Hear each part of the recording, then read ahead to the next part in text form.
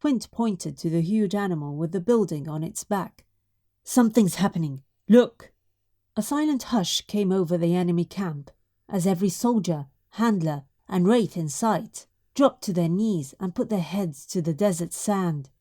There was the occasional call in the distance from a camel and barking of a few dogs, but other than that, it was only the hiss of the sand, driven by a soft desert wind, that broke the silence.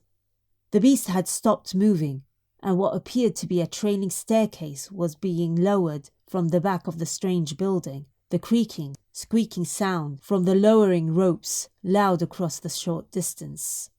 "Maybe they brought dancing girls to entertain us," murmured Pardigan, glancing around with a grin, but they were all ignoring him. The staircase finally touched the sand, and for a few moments all was still as the anticipation of some unknown event gripped the attention of the invading army and all those upon the wall.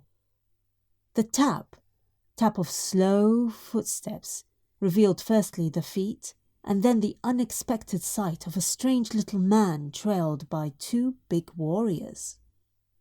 "That doesn't look like a dancing girl, and if it is, I want my money Shh! Interrupted Quint.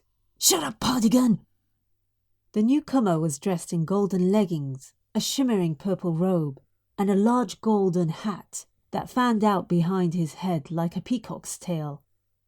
His descent was unhurried, taken with small delicate steps until, upon reaching the bottom, he walked some 20 paces towards the city and then stood alone in the sand, hands crossed.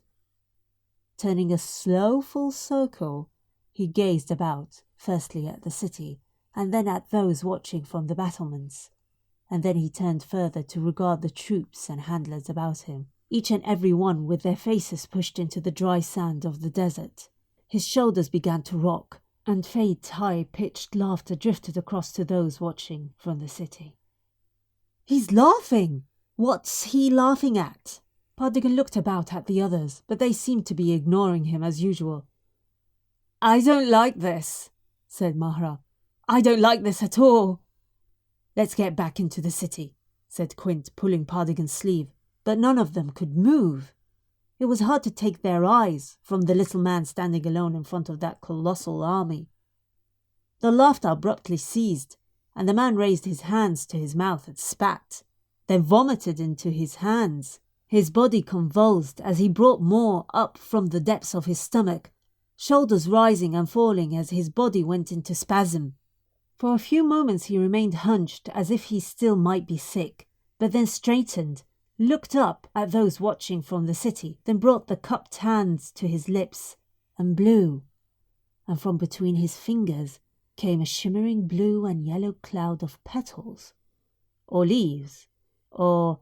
No, realized Pardigan, they were butterflies that flittered and fluttered in a crazy dance through the hot desert air. The cloud grew and swirled above the little man's head, causing the huge beast behind him to sway and back away in fear. Two of its handlers leaped up and tried to control it, heaving on the ropes that constrained it. The fluttering cloud moved back and forth, swaying in a hypnotic blaze of colour, blue, yellow, and silver, as the iridescent wings flashed in the sunlight.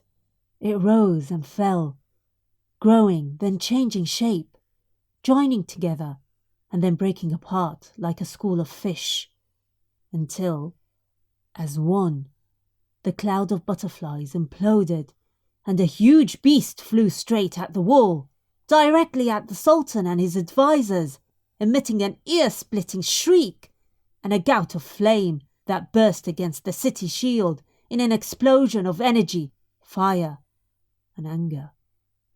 Along the wall, the silence collapsed and panic broke out into screams, shouts, and the roar of the creature as it clashed with the shield.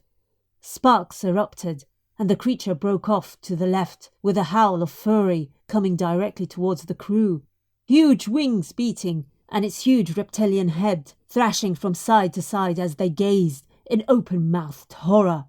It flashed past, the wash of wind in its passing, heavy with the smell of sulphur, and they were able to get a good long look at blue and yellow scales and a thick, leathery hide.